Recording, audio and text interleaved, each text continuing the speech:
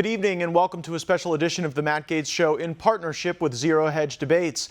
Tonight we're doing something a little bit different, and in this partnership with ZeroHedge, a great website, we're going to be able to have an exciting discussion. ZeroHedge Debates brings smart folks together to challenge conventional wisdom and discuss the major policy questions of the day on a variety of digital platforms. Tonight we ask this question: should the United States overthrow the Maduro regime with military force? Taking the affirmative in this debate is Emmanuel Rincon, founder of Regional Renaissance Consulting. Taking the negative is Curt Mills, executive director of the American Conservative. I'm former Congressman Matt Gaetz. I'll be your moderator. The debate begins now. Each side is afforded a 4-minute opening statement, and we begin with Emmanuel Rincon. So thank you for having me, Matt. I'm going to share some notes with you. Venezuela has the largest proven oil reserve in the world, contains 17% of all the oil in the world, is top 10 worldwide in iron reserves, in aluminum, in gold, and also have the largest gas reserve in the region. It's geographically well positioned to supply the U.S. with oil and gas, and also have an enormous rare earth potential that can also supply the U.S. for technology and military capacity. But right now we have Nicolas Maduro in power, of course. And Maduro has given passport to Hezbollah terrorists since 2010. Maduro got Hezbollah and Hamas operating in our territory, harboring Middle East terrorist groups. He has also given 2.5 million acres to Iran, supposedly to agricultural issues, but you know who is there and what they are doing there. We got Russian and Cuban intelligence protecting the regime. Maduro is sending right now, in this moment, 81% of the oil to China, and is also sending drugs and criminals to the United States. And I know what the other party is going to say, but hey, it's only cocaine. I know they are transshipping the cocaine, but the cocaine is being mixed with the fentanyl, and the fentanyl is the one that is killing people with the cocaine also. So according to the FBI, according to Biden FBI, it is only from 5 to 8%. But the last measure from the Trump administration in 2021 said that it's like 20 or 25% of the drugs that is sending to the United States. So I really don't get how anyone can think that is in the national interest of the United States for Maduro to stay in power in Venezuela. Thank you. And now we'll go to Curt Mills for a 4-minute opening statement. Curt, you're recognized. Cool. So I'll obviously rebut some of what Emmanuel just said as we get through. But I think it's first important to index on the obvious parallel. The last time the U.S. engaged in such an open regime change posture, and that, of course, was the war in Iraq. And I'm not saying that this is necessarily going to be a complete redux of Iraq, but history doesn't repeat, it often rhymes, as they say, and they say that for a reason. It's a cliche for a reason. And in some respects, this already has the portents of being potentially dumber than Iraq.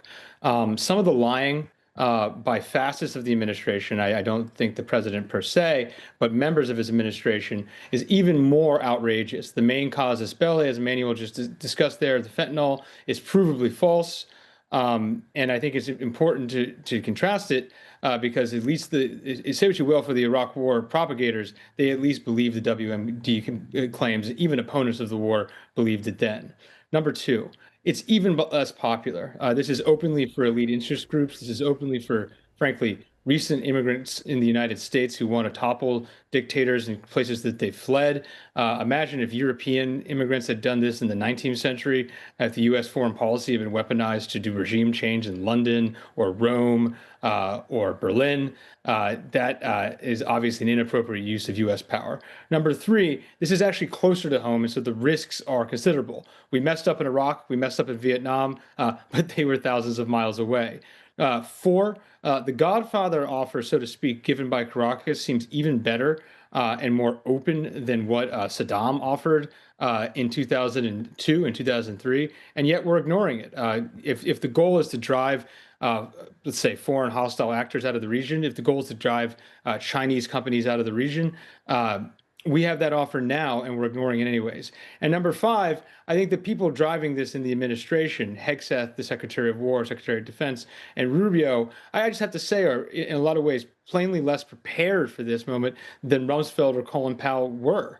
Hegseth is a neophyte compared to Rumsfeld, and I think clearly sees a means of political survival by knocking down drug boats. But knocking down drug boats is one thing. Doing regime change in a large and complex country like Venezuela is another. And Rubio, for all of his talents, is not a veteran, is not a former Joint Chiefs of Staff chairman, and Powell had his reservations.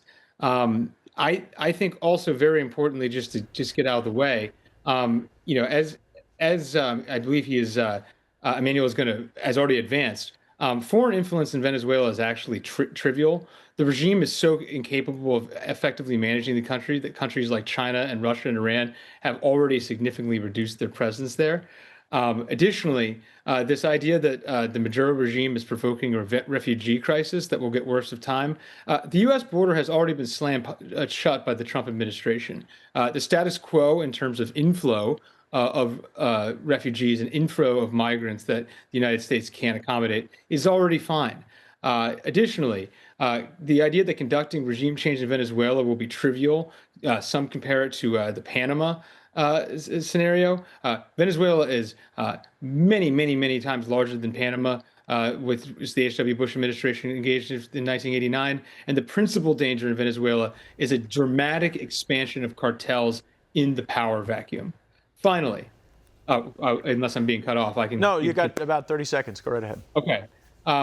In an American there's the argument that an American intervention in Venezuela cannot be regime change because the Venezuelan government is already an illegitimate regime. I have no doubt that Emmanuel is going to be passionate about how illegitimate Nicolas Maduro is, but legitimacy of the regime is irrelevant in a regime change war. China is not a democratically legitimate country, and this is not a good reason for the U.S. to declare war on it. Thank you. Emmanuel, you've taken the affirmative position in this debate that we should use the military to dislodge Maduro from power. What would that military campaign look like? Would it be Tomahawk missiles landing in Caracas, special forces, extraction, amphibious assault? Explain how we do the thing you're saying we should do. Listen, Matt, it doesn't necessarily have to be a military issue. I mean, Nicolas Maduro can negotiate and get the of Venezuela if he wants. The problem is that they do not want to. And the other thing that I want to clarify is that it's funny for me that the people that are complaining about the supposed military action in Venezuela are always comparing Venezuela with Libya and Iraq and Afghanistan, and those countries that doesn't have anything to do with Venezuela. I don't know why they are not comparing Venezuela with Panama and Chile or Colombia or these countries that are receiving help from the U.S. military standpoint to get not only democracy, but security for the hemisphere.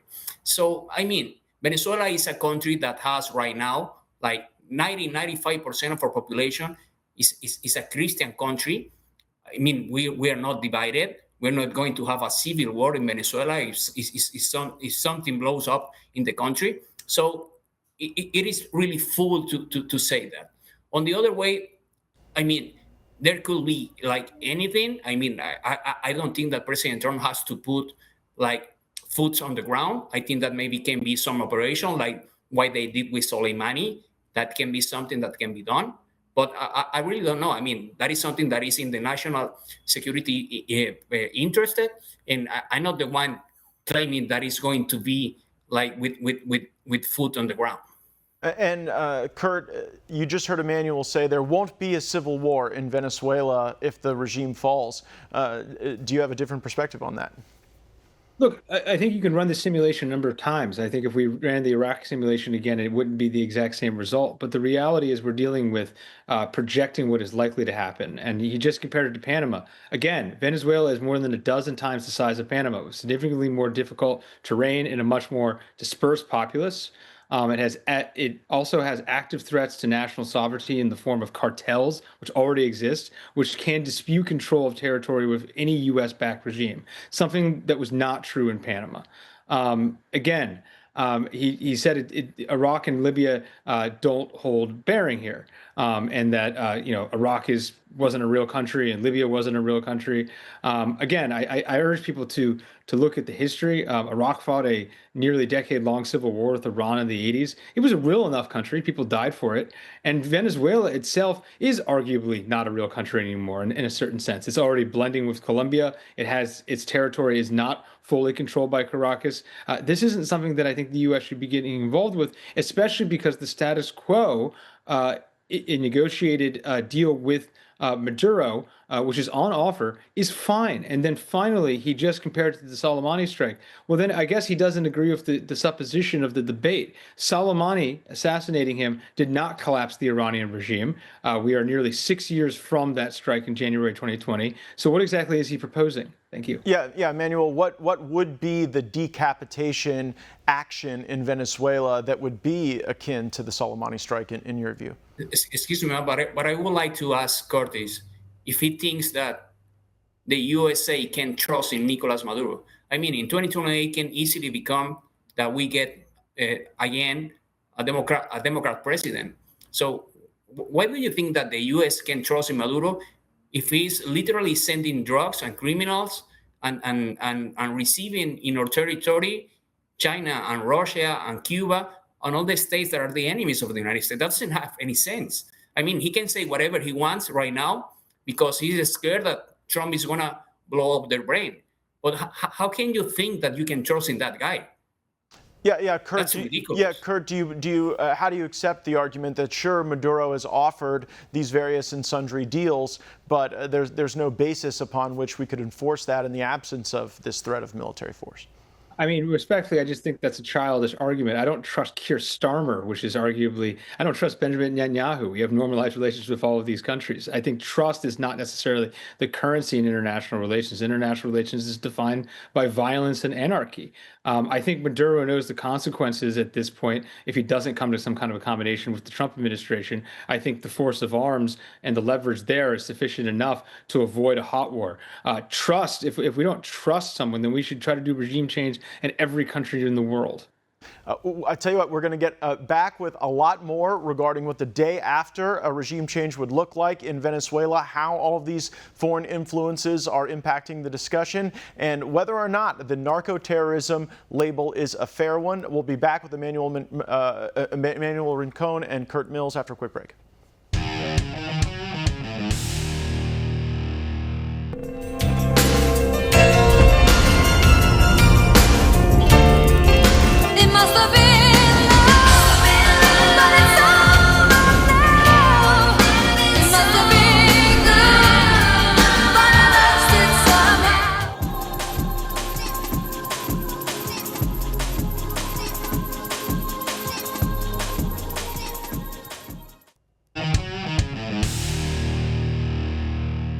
Welcome back. This is a special edition of the Matt Gaetz Show in partnership with the ZeroHedge debates, ZeroHedge.com, a place where you can get a lot of interesting viewpoints about the discussions that matter to our day. And now we are debating whether or not U.S. military force is necessary to take out the Maduro regime. We welcome back Curt Mills of the American Conservative and Emmanuel Rincon.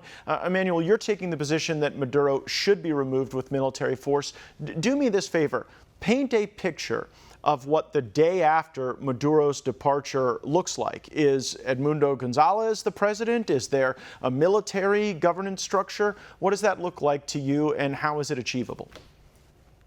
Listen, Matt, the majority of the military in Venezuela is not with the regime. The thing is that we have inside of our country the Russian spies, the Cuban intelligence, and they're all in favor of the Maduro regime for obvious reasons. So we have right now hundreds of military in prisons or tortured or being killed because the regime all the military is infiltrated by the regime. So they cannot coup Maduro if they want. So by the other side, if we throw away Maduro, the worst case scenario is that we become what it was Colombia in the 80s. What it was Colombia? Colombia was a state controlling 95% of the territory, and they have communist guerrillas in the borders doing narco stuff and doing terrorism and stuff like that. But we are going to have a properly order, and yes, Edmundo Gonzalez is going to become the president, and Maria Corina Machado is going to become the vice president. But we're going to have order because 90% of our population wants to become a democracy and wants to become a country that is aligned with the United States. I don't know if you're aware, but Venezuela is the most pro-American country that exists in our region. I mean, we don't play soccer in Venezuela, we play baseball. We grew up in Venezuela watching U.S. series. I mean, we are the most pro-American people that are in the region. The only thing that happened is that we got a fucking election in 98 that only 13% of our population voted for Chavez, and then we became in that. So you know that it's easy to vote for socialism, but then you have to shoot the hell out to get out of socialism. So that is basically our problem. But we are not going to have a civil war. Curt, I have heard this argument in response to the comparisons to Iraq and Afghanistan. People say, well, Venezuela had an election. The people will accept the person they voted for. That wasn't the case in these other places. How would you respond? I guess we should just take his word for it. I mean, I suppose I'm debating Venezuelan Ahmed Shalabi. There are always diaspora groups from these countries who make all types of wild claims about what the people on the street believe and what the country will look like the day after, assuming that them and their friends are put in charge. We don't know. And this is not the U.S.'s business. The U.S. does not need to stop all crime everywhere. It needs to effectively prevent criminals and drugs from reaching U.S. soil in the most efficient way. This can be done working with law enforcement and cooperative countries to interdict transport and sealing the U.S. border much more effectively than a regime change war. And then additionally, Trump has been about turning the page from the past. The war on drugs, in a lot of ways, I mean, it was fairly astonishing to see on the one hand, the U.S. could fight a war over drugs in the White House, and on the other hand, the U.S. Might actually reschedule and already has rescheduled, something that put millions of people in prison, which was cannabis this week. The war on drugs is broadly has not worked, and I don't think future administrations, Republican or Democrat, should get involved with it. Does Maduro have ties to the Russians, the Iranians, and the Chinese? Sure. I guess he does. But the reality is, how much have they already helped him in his darkest hour? I think that's evidence enough of how valuable they really view him as a client state. I think the most likely scenario is that our antagonists want us to repeat mistakes of other countries, that Venezuela could become the American Ukraine, a war of choice that bogs us down and is in Trump's entire legacy if he doesn't manage it deftly. Emmanuel, Secretary of State Marco Rubio today said that he expected that Russia would be supportive of Venezuela in the event of kinetic conflict with the United States. Does that increase the case for U.S. military action, or should that give us some pause? I mean, Matt, you and I know that Russia is a little bit busy with Ukraine right now. That is only worse. I mean, they are providing that with intelligence and stuff like that, but they are not going to war with the United States for Venezuela. That is ridiculous. On the other side, I mean, I really cannot understand how anybody can even think that it's better for the interests of the United States to have Nicolas Maduro there than to have Maria Corina Machado or Raimundo Gonzalez. I mean, it's like, what do you prefer? To have a profile like Javier Milei or Nayib Bukele governing Venezuela? Or do you prefer to have Maduro that that is in the other side and is giving all the resources of Venezuela to the enemies of the United States? I mean, if we are going to continue with that rhetoric or with that isolation and stuff, why then we don't give to China the Panama Canal on all the gas that we have in Argentina or in all the region? I mean, it's ridiculous. If you are going to be the superpower of the world, you need to put order in your hemisphere. If you're not going to do that, the other countries are going to do that. And you're going to lose all the respect in the world.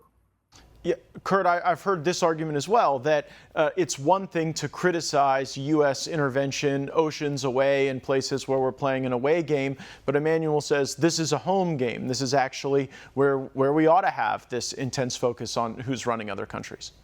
And that's why it's so risky. I mean, the U.S. can maintain hegemony in its region easily.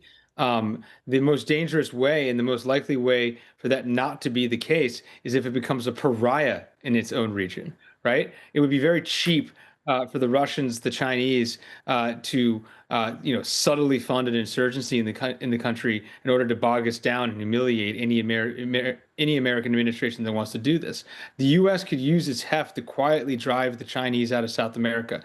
That's not what we're talking about. They're changing the definition of what we're doing. They're changing the rationale. They're shifting the casus belli daily. This started with drugs.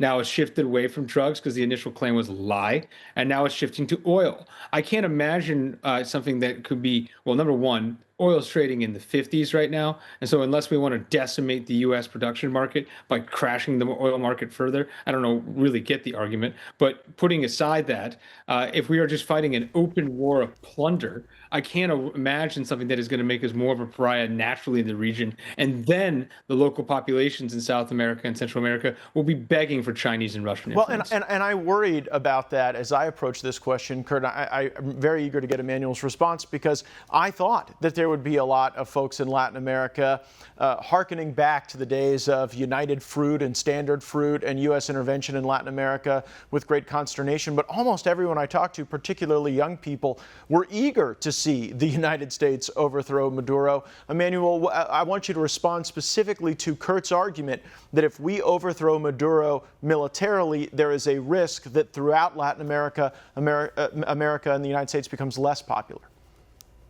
Look, Matt, there is a poll that it was made by Ipsos and Bloomberg, I think, and it says that the majority of the people in Latin America, not in Venezuela, in Latin America, wants the U.S. government to overthrow Maduro, because Maduro has literally ruined all the continent. We got refugees all over the region, and he's been also financing the left in all the region. You know what is going on right now in Honduras, because I know that you are following. You know that they are trying to steal the election right now in Honduras. So my argument is the same. In Honduras, we have the biggest military base in Central America. And the Chinese were trying to steal that military base, the airport of Palmerola. So do the United States have to let China take away everything in a region? I mean, it's ridiculous. And Venezuela is literally the most important country in Latin America.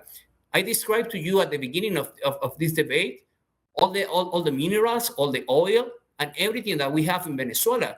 So how can anybody think that it is not in the best interest of the United States to overthrow Maduro? I mean, it's really ridiculous. Yeah, you're making the domino argument. He's making the domino argument, Curt, which is that if you allow Maduro to just disregard elections, that in other countries in the region, they may try to go full Maduro. And indeed, you saw an effort in Honduras for the existing communist government to try to ignore the elections. I think some good diplomacy on the part of the United States in the last 24 hours has gotten things going in the right direction. But what's your response, Curt, to the argument that allowing Maduro to stay emboldens the other communists in the region?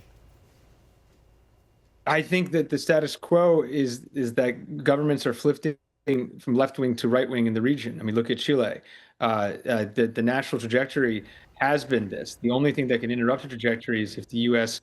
is made extremely unpopular and the Trump administration is made further unpopular in the region. Yeah, it's all well and good. I mean, first of all, like, we're supposed to believe this is both a dictatorship, and we're supposed to believe polling out of said dictatorship. I mean, I think the country's impossible to poll. We don't really know. No. The poll he referenced is a regional poll. It's a poll in Latin America, not in Venezuela. Understood. And it was by Bloomberg. I mean, they are not framed by President Trump. Understood. I could believe that a majority of Venezuelans want to see a change in government in Venezuela. But the Iraq example holds well, and the Libya example holds well, which is they don't agree on. Hold on. Let's let Curt talk. Go ahead, Curt.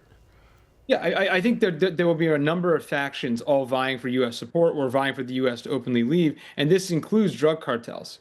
And I calling the shots on elections in this part of the world, I think, is inappropriate. The Biden administration actually started doing this. They put their fingers on the scales more subtly than the Trump administration for Lula in Brazil. And Lula's people have basically dogged the Bolsonaro family. They're trying to incarcerate him right now. That was inappropriate. And unless we think that the administration is never going to shift from Republican to Democrat, I think there's a good chance there's going to be a Democratic administration in this country again. I think this is setting up a poor precedent that no White House should try to replicate. We shouldn't be picking winners and losers. We can use soft power in the region to try to get the Chinese out of it and try to, assert Monroe Doctrine. Starting to fire missiles or murdering people in the region is the number one counterproductive thing. But Curt, what's your answer to the argument that the soft power tools haven't worked in Venezuela? We haven't been trying them. I mean, Maduro has been remarkably accommodative. He's been remarkably cooperative. He's willing to make a deal with the administration. I think that's pretty real. I guess short of just like openly murdering this guy, I guess we haven't really taken out the big guns. But I'm opposed to just openly murdering heads of state. Well, I think what you heard Emmanuel say was that that what we did with Noriega, more an abduction than a murder. But Emmanuel, how do you see that going with the removal of Maduro and how it will look to others and the precedent? Curt's making the argument that we could see the center-right governments in Honduras that's incoming, in El Salvador, as you mentioned, disrupted by left-wing governments in the United States. Does that worry you? Matt, excuse me, because Curtis was saying that the U.S. never tried soft power with Maduro. We have 17 dialogues in the last, 20 years with the Maduro regime. I don't know if you're aware, but the Biden administration also released that Maduro had here in the U.S. They were indicted in the U.S. They were charged with narco trafficking. They were brought to justice, and Biden released them, supposedly for Maduro to have a free election. And you already know what happened in Venezuela. So no, there is no soft power that is going to get Maduro out of power. And the U.S. is going to be losing every single day if Maduro stays in power. And I already explained why. Because they are going to give all the resources to the enemies of the United States.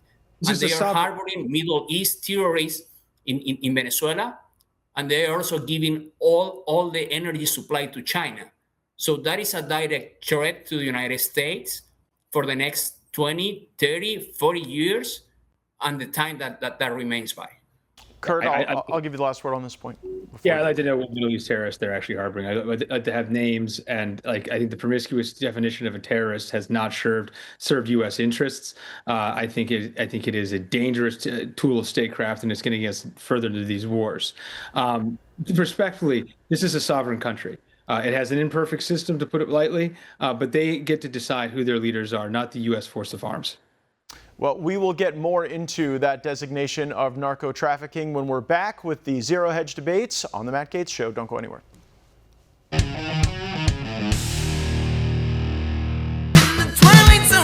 I always feel like somebody's watching me, and I have no privacy. Oh, I always feel like somebody's watching me. Tell me, is it just a dream?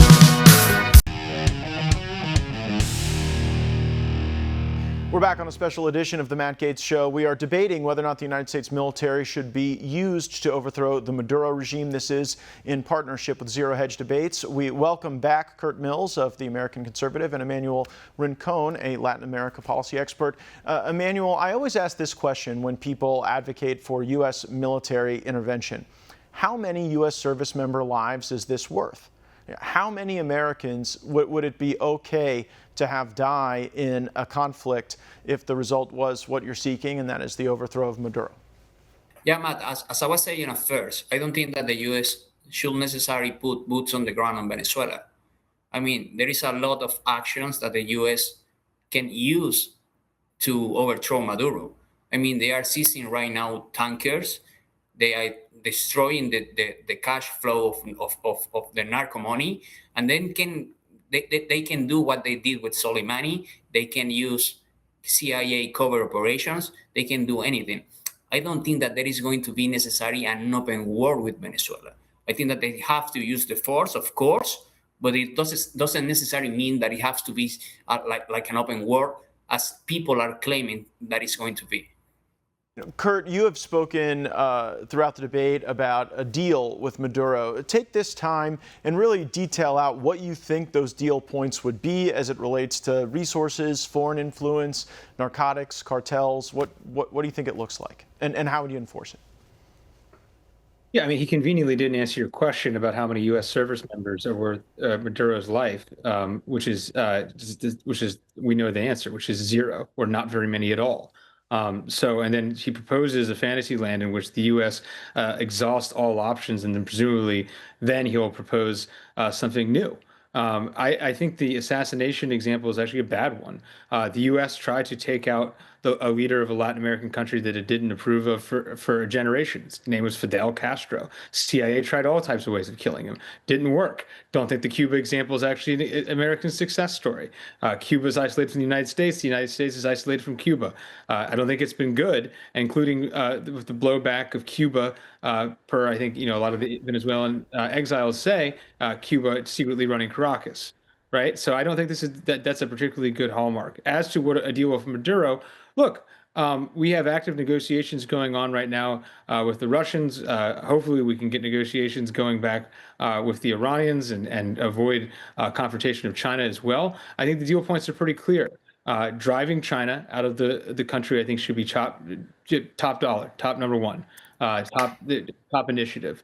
Number two, I think everything else from there is fairly negotiable, but Maduro's opening offer is astonishing. I mean, basically giving away his country's natural resources, at least, de jure on paper, in order to avoid a war. Now, might he cheat on that deal? Sure. But that seems a lot better than risking American deaths in a country that is far from U.S. interests. Marco Rubio today said, the Secretary of State who's leading this effort, that the war in Ukraine is not America's war because it's not on our continent.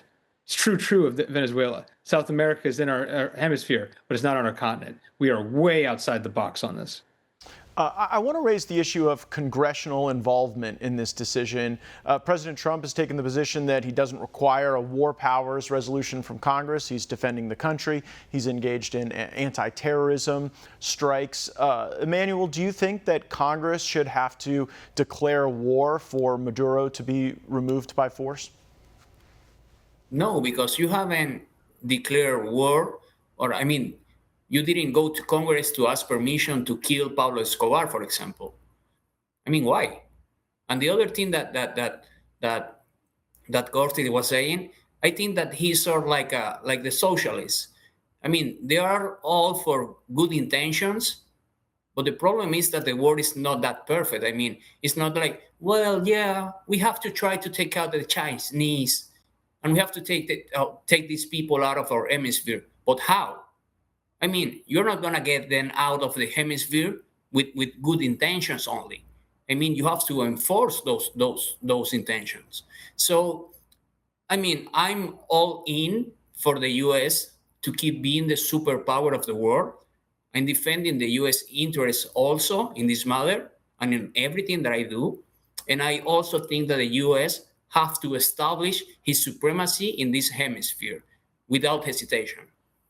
Yeah, Curt, the argument that you're parsing it a little too much with continent versus hemispheric defense, and your thoughts on the role of Congress in a war powers resolution. Yeah, I think pretty blasé and flippant to say that Congress should have no war powers authorities. I think it's long in the history of the country. It's in Article 1. It's a core function, if not the core function of the Congress. The Congress is absolutely at its nadir in terms of its own power and spine at the moment. And this is embarrassing. This is embarrassing that Congress openly voted to void its own war powers ability. And I think it's not something that should be celebrated. I think the commander in chief should have latitude in foreign affairs, but not absolute authority. And I think it's a scary moment for U.S. statecraft that, number one, the Congress doesn't care, and the commentators like Emmanuel, who want us to get involved in wars, also don't care. Yeah, Emmanuel, do you think that ever a president should seek congressional authority to start a war? Matt, for sure.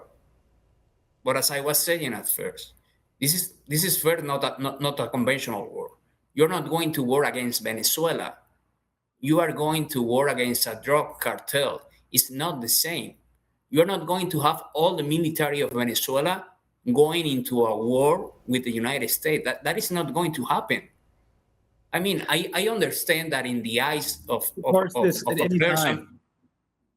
Like Excuse the me. US in World War II, they could argue that we weren't going to war with Germany, we were going to war with the Nazi regime, and we were going to war with the SS. But of course, we were going to war with Germany. I mean, like we would be going to war with Venezuela, the people that run Venezuela today. Yeah, so I guess maybe, Emmanuel, to sharpen the focus, what would be the type of circumstance that you think a war powers resolution would be necessary as opposed to now when you think it wouldn't, so that we understand the limiting principle? Well, Matt, if you're going to war against a country, a whole country, I insist, you're not declaring the war to Venezuela or the Venezuelan people.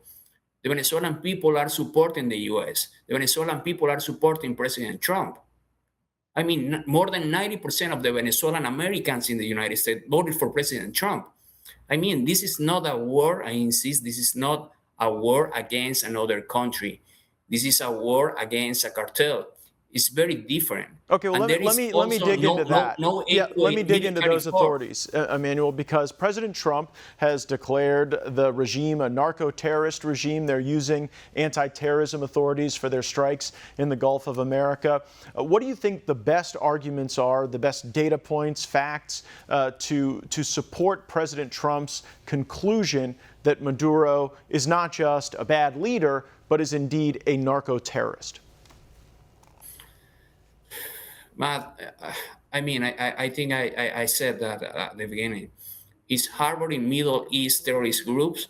It's not only a soundbite for the people to attract war. No, you can actually look at all the documents, intelligence, and everything that is being prepared on that issue since 20 years ago.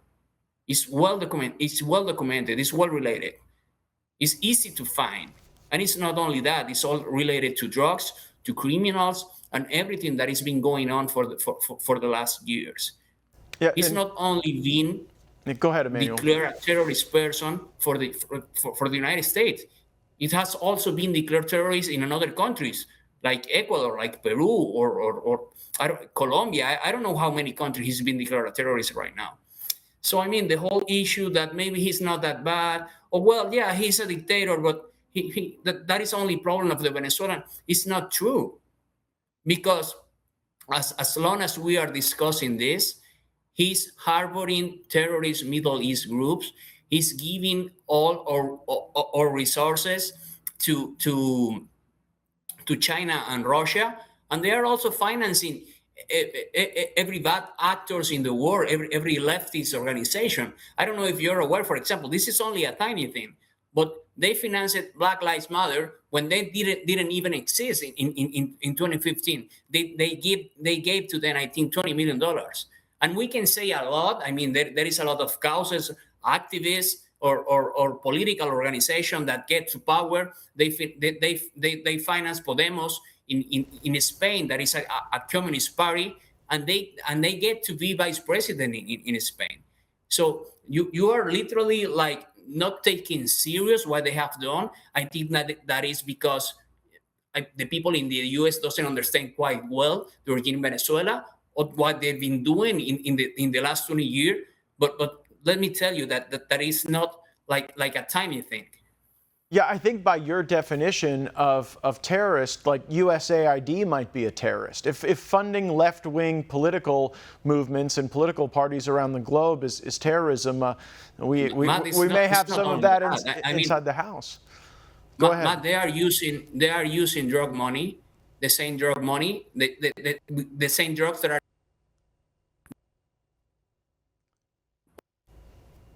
Yeah, I think we just lost you there, Emmanuel. I don't know if you're aware, but 20 years ago, almost all Latin America was a leftist.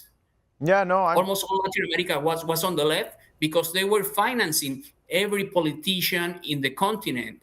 So, but one of the arguments Curt's made in this debate is that there's been this big shift right in Latin America, in Chile, yeah, for sure. in Argentina. Because okay, but maybe does that mean we don't have to use our military to change these governments? That's the argument. Matt, but I insist. How are you going? I mean, right now they run out of money, and they also are very. I don't know what is the word. Very disaccredited. I mean, they don't got like credibility in the region. Sure. Well, Curt, For all that I want to it's go to been you going. because Emmanuel laid out a number of things that the Venezuelan government is doing. We obviously see the drug boats leaving Venezuela and coming to the United States. They obviously have a bunch of cocaine and whatever else on them. What is your reticence with the narco-terrorism label, and why do you call it statecraft rather than an accurate depiction of what we're observing? Because people that are paid $1,000 to move amounts of cocaine are obviously involved in drug smuggling, but that's not ipso facto terrorism. It conflates in the mind of the American voter Al-Qaeda or ISIS. Who I think narrowly defined Sunni millenarian terrorists, suicide bombers. Sure, those are terrorists, but expanding to anyone with a gun that you don't like, or anyone who's involved in any kind of commerce that you don't like or approve of, or is even legal, I think is very, very dangerous. And then additionally, the administration has relaxed the standard of evidence here on who's actually on these boats. The double tap strike, which I think, frankly, may one day find the Secretary of War in The Hague if the Democrats ever signed the ICC treaty. The double tap strike was in part motivated, we know now, because they didn't have the evidence to hold these people. They killed them because they would later have to release some of them, and indeed they have. We actually don't know what these people are moving. Yeah, it's plausible that You don't think those people are moving drugs in those videos, Curt? I think most of the boats are probably moving drugs, but the fact is the administration feels that they could not prosecute the case. Right, but there are known Do you dispute that there are connections between Venezuela and Middle Eastern terrorist organizations, Hezbollah? Pretty much, yeah. I mean, you do dispute that? You don't think that's true? I've asked him to name it, and I already know what he's talking about, even if he doesn't know what he's talking about, which is the alleged connection to Hezbollah. Okay. And I know that Hezbollah is designated by the State Department as a terrorist organization. I think it's a Shia militia in a nasty part of the world, but I think it is functionally distinct from Al-Qaeda and ISIS. And additionally, I think Israel lobby talking points should not be used for a war in the Americas. Yeah, but if you don't, I mean, there will be people who will watch this and say, well, if Mills doesn't think Hezbollah is a terrorist organization, then that erodes his credibility to say that these aren't narco-terrorists. What would be your response? Well, I'm not going to make an argument in order to win another argument. So yeah, I think Al-Qaeda and ISIS are terrorist organizations. I think there are plenty of organizations around the world, including the Russian military, the Chinese military, that I'm not a huge fan of, but they're not terrorists. I want to ask a question about some of the humanitarian conditions in Venezuela. Emmanuel, 7.7 million people leaving the country, mostly out of a desire for food, the extensive famine there. Is it your position that the human rights abuses in Venezuela justify regime change? Matt, I mean, I as a Venezuelan could argue that is an effective point, but I don't think that is an issue that is in the national interest of the United States. I think that if the U.S. is going to act in Venezuela, it has to do it because of his own interests and not because Maduro is violating human rights. Understood. Well, we'll take one more break. We'll be right back with Curt Mills and Emmanuel Rincon in our Zero Hedge debates at One America News.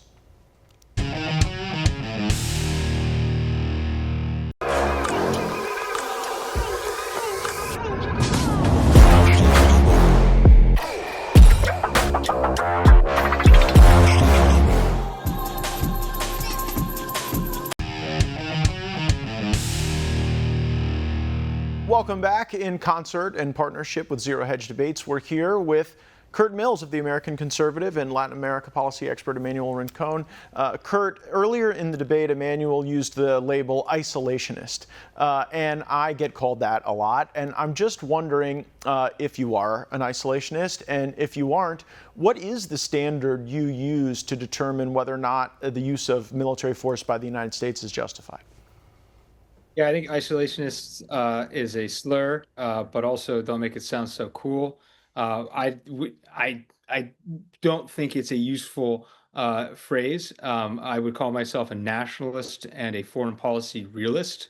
And I think the standard for use of force is: do we think it's plausibly going to make the situation better? And is the U.S. involved in defending itself or its interests?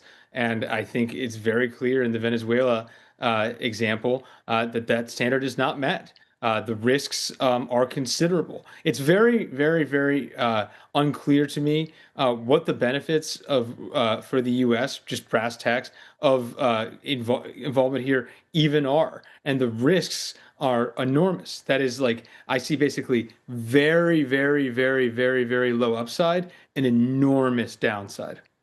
Emmanuel, some of the arguments you've made about ties to narco-terrorists, ties to illicit organizations around the world would also apply to Cuba, not just Venezuela. What's your answer to the argument that if we indeed topple the Maduro regime on these grounds, that the United States would then be tied into toppling other regimes on the same grounds like the Cuban regime? Look, Matt, I mean, it is almost the same with the regime of Venezuela and of the regime of Cuba. But the main difference is that I will say that actually the US has a lot more interest in Venezuela, and Cuba is not that powerful. I mean, what Cuba have is a soft power because they are very good in intelligence. They are very good spies. I have talked with people on the FBI, and they've been saying to me that the Cuban spies are the best in the world. That is like the soft power of the Cuban regime, but they do not have money. They can maybe like transshipping drugs and stuff like that, but they are not such a big threat. Great. So if Okay. the US want to get involved after in Cuba, that is another issue. What I'm speaking right now is about the national interest of the United States. And I think that the US has a great interest in have a friendly government in Venezuela. A government like Nayib Bukele, a government like Javier Milei in Venezuela, that are going to full support the US, that are going to allow US companies in our country, and it's going to be a change maker in all the region. I've got time for about a 30-second closing statement from each of you. We'll begin with Curt Mills. Well, it's good to know that you're talking to the FBI. This isn't a war for the deep state at all. Look, I'll conclude on this. The shoe will almost certainly be on the other foot. And do we want a future Democratic administration to be using force of arms to, say, eject Javier Milei from power, eject Bukele from power? Because if the precedent is set that we can do this here, and if this even works, which I don't think it will, then the temptation for a Democratic Washington, I think, will be considerable. Emmanuel, your final thoughts.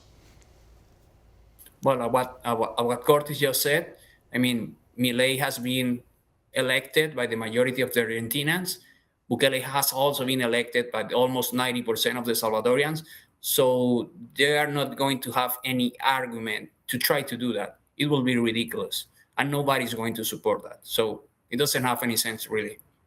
Well, we will see. This is such an timely and important issue, and I thank both of you for coming and sharing your thoughts. We also thank ZeroHedge Debates for co-hosting this with the Matt Gaetz Show. Curt Mills of the American Conservative and Emmanuel Rincon of Renaissance Consulting, thank you both for being with us this evening. Thank you, Matt. Bye.